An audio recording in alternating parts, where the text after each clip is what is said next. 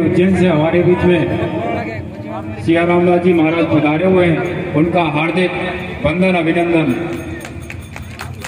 और हमारे बीच में इंदौर गांधीनगर एयरपोर्ट के पास में विराजमान महंत श्री शत्रुघ्न दास जी महाराज विराजमान हैं, उनका भी स्वागत व अभिनंदन।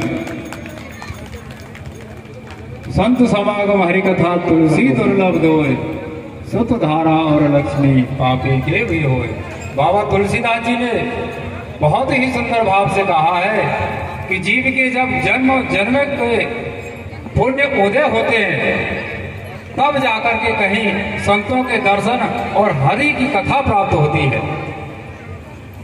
तो आप सभी पुण्यशाली हैं, भाग्यशाली हैं कि इस पुनीत पावन कार्य में सहभागी होकर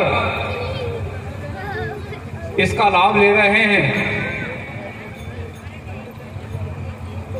ये सब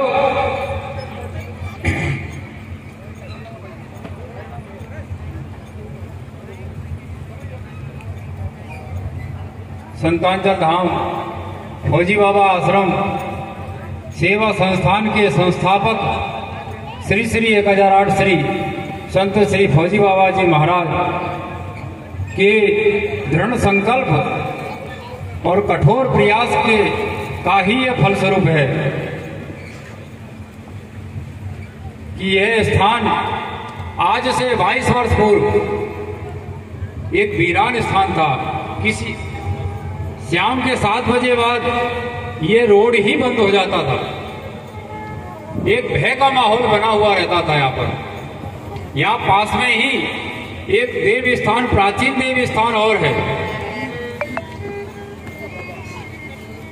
जिसको पुराने लोग झिरी के नाम से कहते हैं, लावा झिरी या कौन सी झिरी, लावा झिरी के नाम से।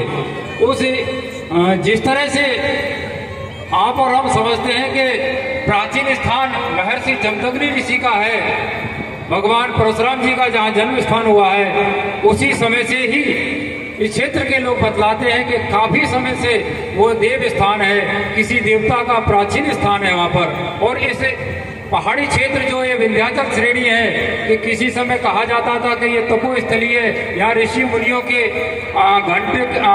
घड़ी घंटियाल और आरती की आवाज सुनाई देती थी। श्री फौजी बाबा जी महाराज के कठोर दृढ़ संकल्प के द्वारा ये भूमि पावन पुनः अपने वापस स्वरूप में आ गई है, और यह सब आप सभी भक्तों के सहयोग से हुआ है। आज श्रीमद् भागवत महायज्ञ का 7वां दिवस है।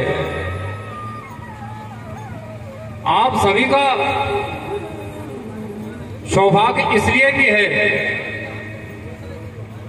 कि हमारे व्यास जी अंतर्राष्ट्रीय आचार्य पंडित श्री रामजी द्विवेदी जी महाराज बहुत ही व्यस्तम उनका समय चल रहा है।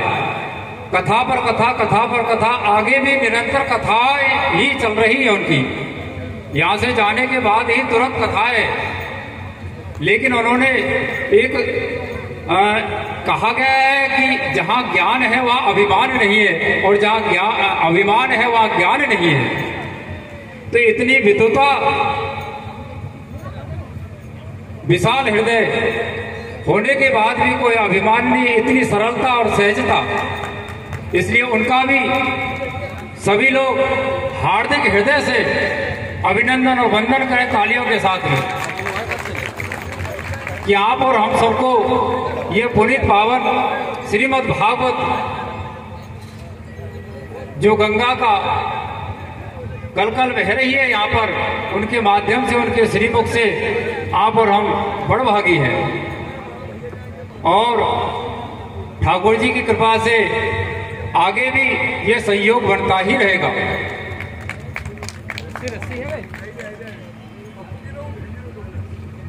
आचार्य श्री जी के विषय में जितना कहा जाए उतना कम है। एक बार 2 भक्त, ज्यादा समय नहीं लूंगा मैं,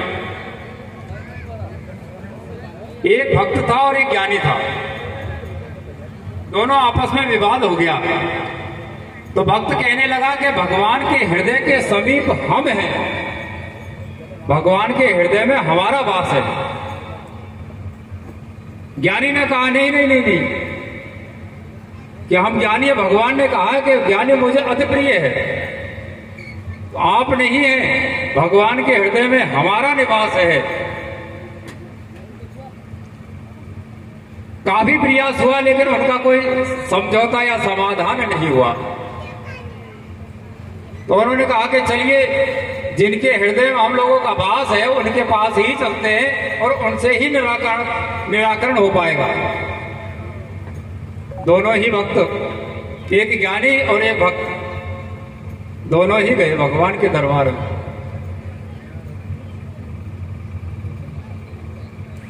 दंडवत प्रणाम करने के बाद में भगवान ने कहा कैसे आना हुआ, तो अपनी अपनी बात दोनों ने रखी। भक्त ने अपनी बात कही और ज्ञानी ने अपनी बात कही।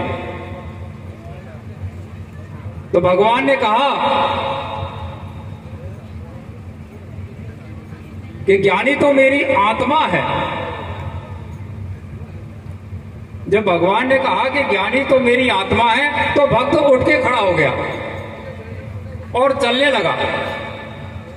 भगवान ने कहा कि भाई आप कहां जा रहे हैं? बोले अब आपने निर्णय कर तो दिया, अब मुझे बैठने क्या रुकने की अवस्था क्या है यहाँ पर?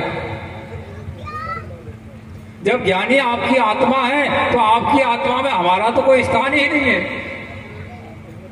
भगवान ने कहा कि भाई पूरी बात तो सुन तो ले, बैठ तो सही, थोड़े धैर्य तो रख।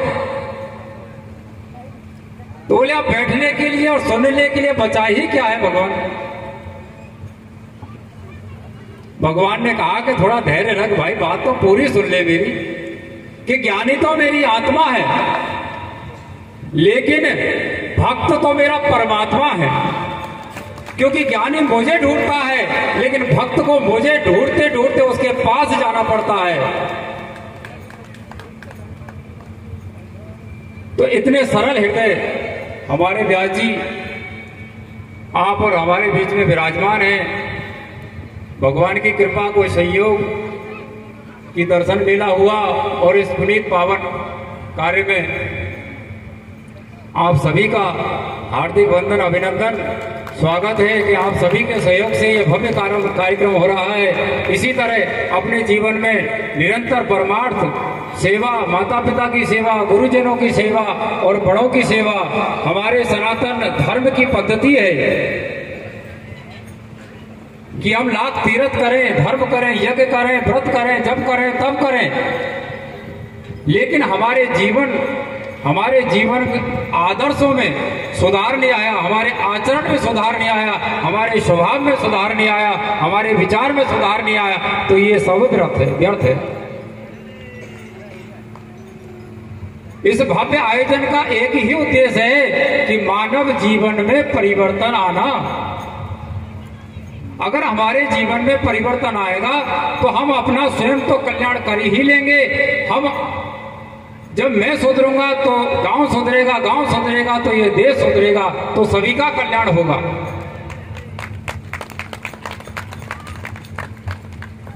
आप सबको बहुत बहुत धन्यवाद। अब आगे व्यास जी से कि आगे की रूपरेखा के लिए व्यास जी से निवेदन करते हैं कि हम सबको श्रीमद् भागवत महायज्ञ के पावन उस पुनीत अवसर में प्रवेश कराएं। जय श्री राम।